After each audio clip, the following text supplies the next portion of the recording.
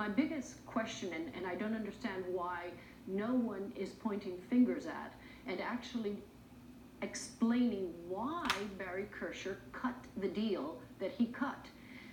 The onus fell on the state attorney's office. As you know, after the chief of police, Michael Ritter, whom I spoke to at length for many, many years since I started the investigation back in 2009, Ritter said to me many times, I did not accept Kersher's deal. He wanted to charge him with a misdemeanor, no jail time, no restitution, and no registration as a sex offender.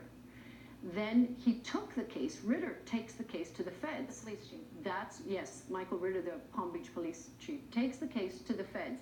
That's when Acosta comes in. That's not until 2006. And so Acosta and his team, with Villafana and others, they start to investigate. That takes 2 years. There's a 53-page indictment against Epstein. But what happens? Well, we're getting close to the 2008 presidential campaign.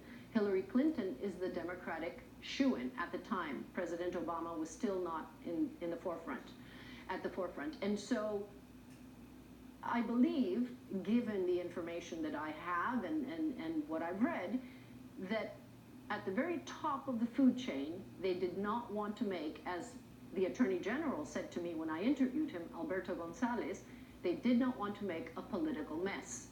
So they basically tapped Acosta again, which is also why they hired Ken Starr and Jay Lefkowitz, who were the two. Lots of high-profile names involved in this thing. Absolutely. They were the two attorneys who negotiated the plea deal, meaning the non-prosecution agreement that was handed to Epstein, which, by the way, was not in order, as Acosta told me, because I have been speaking to Acosta for many years since the original investigation and the original arrest in 2005. Well, let me ask you this, because tonight President Clinton has spoken out and said, I want to make it clear that there was some travel with him, there was always Secret Service, we had brief meetings, you know, people who are trying to tie the two of them together, just like there were people tonight trying to tie Epstein to President Trump, that those are unfair leaps in logic, the Clintons say.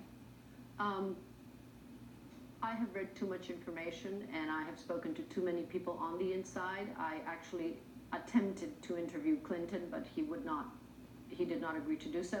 And I know from the pilot logs, and these are pilot logs that, you know, were written by different pilots and at different times, that Clinton went, he was a guest of Epstein's 27 times. Now you tell me, Doug Bands was also on the plane many times. Many of those times Clinton had his Secret Service with him, and many times he did not.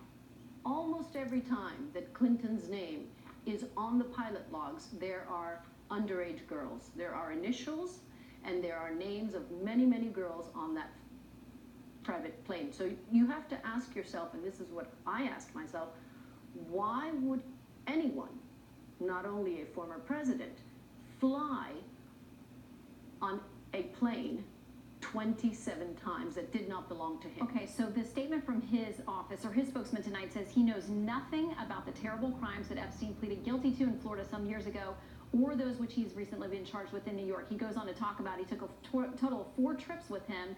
He had Secret Service, he had detail, he once had a meeting with him in his office. He had security and staff members with him, hasn't spoken to him in more than a decade. Are you saying the former president's not telling the truth? Yes, I'm saying, sadly, that he is not telling the truth. First of all, Gerald Lefcourt, who was one of Epstein's attorneys back during the original arrest and the original investigation, wrote a letter, it has been made public. And in that letter, Gerald Lefcourt claims that Epstein was one of the original funders of Clinton Global Initiative.